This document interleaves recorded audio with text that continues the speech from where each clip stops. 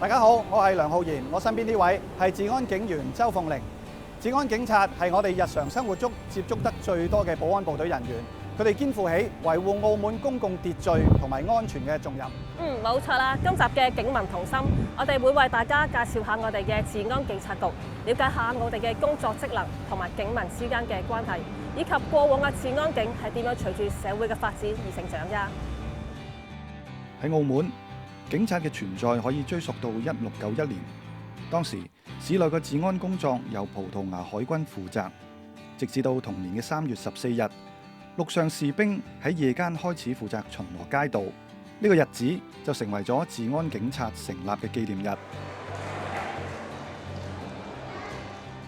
經過200幾年嘅演變，政府憲報喺1912年公布新嘅規章，警務局直接掌管刑事偵查同埋行政監督，專責維持市內秩序。澳門首屆嘅女警喺1975年正式宣誓就職，1981年至到1995年嘅15年期間，治安警察廳先後經歷咗3次嘅重組，逐漸形成現時嘅組織架構。90年代喺澳門治安警察廳服務嘅葡國人開始陸續撤離。1999年3月14日，治安警察廳最高權力正式從葡萄牙軍方交到去澳門人嘅手上。同年12月20日，澳門回歸，治安警察廳亦都改名治安警察局，警徽亦都轉用新嘅式樣，一直沿用至今。現任治安警察局局長梁文昌喺去年年底就職以嚟，同警隊上下一齊秉持護法安民嘅抱負。喺呢差唔多30年嘅警察生涯裏面咧，我的確係睇到警察嘅一個成長。從300多年嘅警隊啊，到現在咧，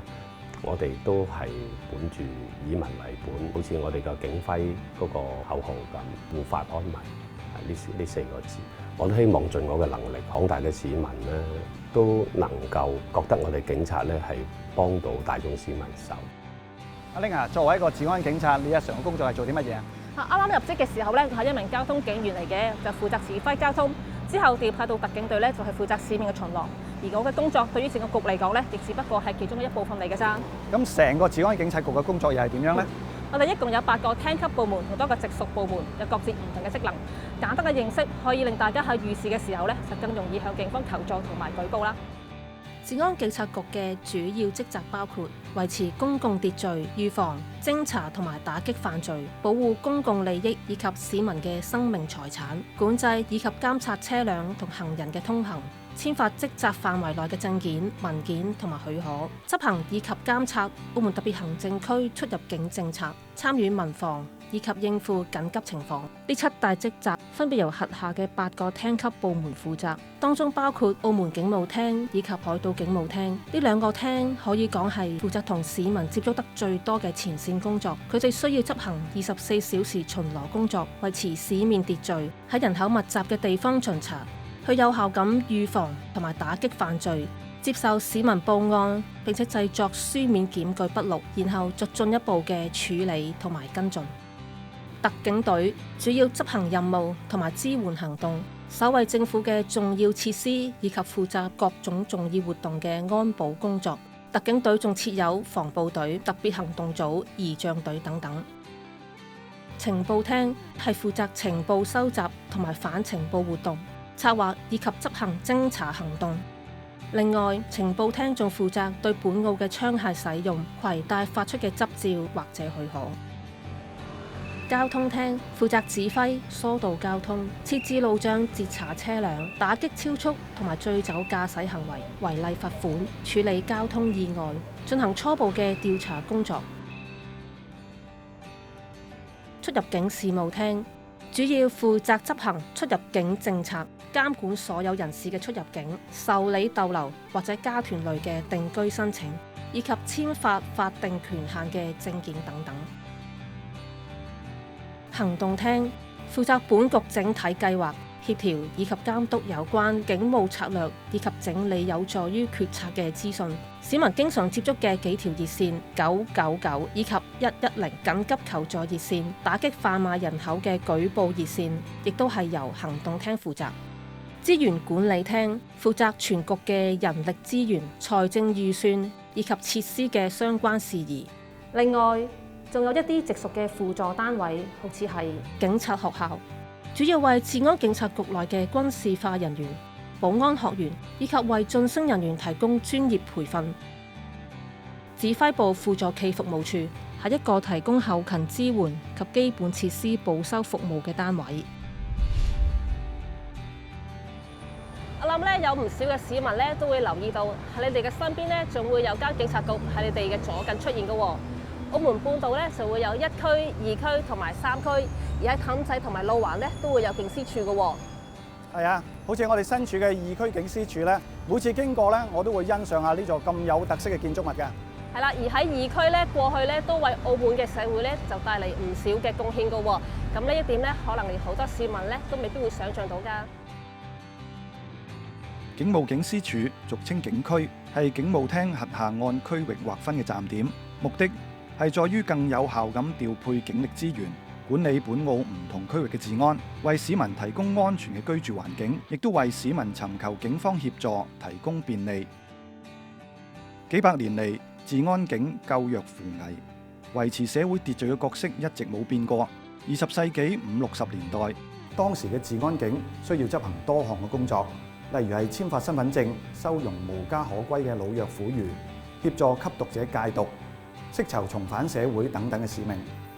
以2區呢座歷史建築為例，當年就收容咗唔少嘅流浪者、精神病康復者等弱勢嘅人士，為佢哋提供食宿，亦都俾佢哋喺2區嘅後院勞動耕作，過啲更有意義嘅生活。有3個字咧，我一講起，啲人就諗起警察㗎啦。呢3個字啊，就係999啦。咁基本上咧，市民最快揾到警察幫手咧，就係透過呢個電話熱線咧。當然啦，除咗999熱線之外，我哋頭先所介紹過嘅警區，市民可以直接報案同埋要求協助㗎。至於報案嘅流程係點樣，我哋會有同事會為大家介紹下㗎。大家好，我係治安警嘅代表蕭家權。咁日常市民如果想直接向警方求助報案嘅時候呢，咁警區就好自然成為咗一個報案嘅中心。咁企喺門口站崗嘅呢位警員呢，佢會先了解市民嘅需要啦，又或者係求助嘅性質。咁譬如話係需要報案啦，定係報失啦，定係繳交罰款之類嘅。咁佢亦都會指示翻市民去到唔同嘅櫃台進行辦理啦，又或者合理咁安排翻嗰個輪候次序嘅。咁當我哋嚟到我哋櫃台面前咧，咁填寫身份資料咧係報案嘅第一步，然之後市民係需要提供翻案發嘅日期、時間、地點、案發嘅經過啦，同埋盡可能提供到作案人嘅資料啦，同埋一啲證據等等嘅。咁當記錄好呢一個案情嘅之後咧，咁我哋警方會進行分類嘅。咁譬如話係一啲罪案冇咁嚴重嘅案件啦，例如係一啲普通嘅傷人啦，或者係恐嚇啦，甚至乎一啲少少嘅盜竊罪行咧。咁係咪追究翻嗰個犯事人嗰個刑事責任呢？其實係由報案者自行決定嘅。咁如果追究的話，咁我哋警方咧就會帶市民嚟到我哋治安警嘅偵查部門，就係我哋嘅偵查警司處進行進一步嘅了解案情。咁嚟到偵查警司處咧，咁我哋重要嘅任務咧，咁就係了解犯罪係唔係真係存在，同埋確定翻犯罪人係邊一個，又或者佢應該負上啲咩刑事上面嘅責任嘅，咁從而亦都會收集一下犯罪嘅證據啦、資料等等。咁嚟到我哋偵查官嘅辦公室裏邊咧，咁一般偵查官辦公室入邊有一名警員協助偵查官去記錄案件嘅。咁市民係需要錄取翻一份詳細嘅詢問筆錄。咁完成之後咧，咁我哋警方就會對案件進行深入嘅調查啦。咁製作成為一份卷宗，並且將呢份卷宗移交去檢察院進行偵辦處理嘅。咁值得一提嘅時候咧，就係當刑事案件係超過3年以上嘅刑期，咁我哋治安警察局咧就會將案件移交俾司法警察局作進一步嘅跟進。咁當然市民如果咧遇到呢一類型嘅案件，亦都可以直接去到司法警察局求助嘅。警隊以往俾人嘅印象咧，都係一啲嚴肅嘅執法者角色。但係隨住社會嘅變化，依家更加着重咗執法為民、推行社區警務，主動咁了解社區嘅治安狀況喎。係啊，咁同咧市民嘅溝通多咗咧，咁對我哋嘅工作咧都好有幫助㗎。咁警民合作先至可以咧建立良好嘅社區環境㗎。2013年4月，治安警察局建立社區警務聯絡機制，透過季度嘅會議、互相拜訪或者係直接聯絡方式，同市民主動溝通。其中一項工作就係去大廈附近巡視治安環境，同業主居民舉行會議，收集警情，從而了解社區嘅治安情況，作出相應嘅措施改善。咁我係公共關係處嘅警司李德輝啦。咁我係治安警察局裏面其中一個社區警務主任。咁我亦都係負責呢一 part 嘅工作嘅。咁一直以嚟咧，我都係有參與呢啲社區警務活動嘅。喂，大佬，我哋一齊。因為我哋覺得咧，市民咧佢住喺佢嗰個區域裏面啦，咁佢哋提供嘅一啲情報，無論係關於民生又好，或者係關於一啲嘅治安隱患嘅意見都好啦，咁係最準確嘅。咁我哋可以根據呢啲情報咧，就翻去就加以分析，咁啊可以制定翻我哋相應嘅一啲警務措施。社區警務除咗有助警方更有效咁打擊犯罪行為，維護公共安全秩序，最大嘅收益就係俾警民有更加緊密嘅互動關係，市民了解警方嘅執法，從而更有效咁共同營造良好嘅治安環境。我就舉咗3個意見㗎。咁第一個咧就係個交通嘅問題啦，第二個咧就係個治安嘅問題，第3個咧係非法旅館嘅問題㗎。咁呢2年裏邊嚟講，其實我啱啱搬翻入嚟呢度咧，就係都係2年嘅啫。咁係一日比一日好嘅。而家響整體嚟講，對呢個警民關係咧係有一個好大嘅幫助啊。因為我覺得好似咁多年住咗呢度4年啦，好似孤兒仔咁咯，有好多設施啊，好多嘢俾人破壞晒，或者太多啲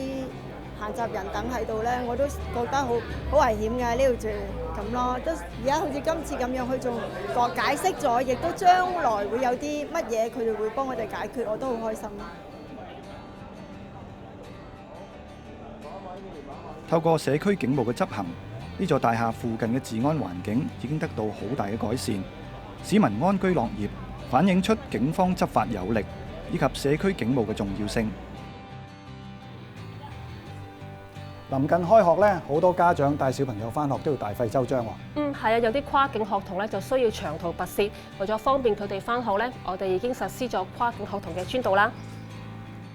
跨境學童專道係一個專為往返內地同埋澳門返學嘅學童而開設嘅專道，喺2010年9月推出，舒緩咗學生因為輪候通關而導致延誤返學嘅情況。為咗持續優化服務，關閘邊境站嘅學童專道開放時間已經由原嚟嘅朝早7點至8點半，提早到朝早6點開始，同時亦都增設咗一個新嘅時段。11歲或以下嘅學生只需穿着校服同埋持有本澳學生證，就可以由1名成年人陪同下使用專道過關。睇完今集嘅內容之後咧，相信大家對治安警察局嘅工作有更多嘅認識喎。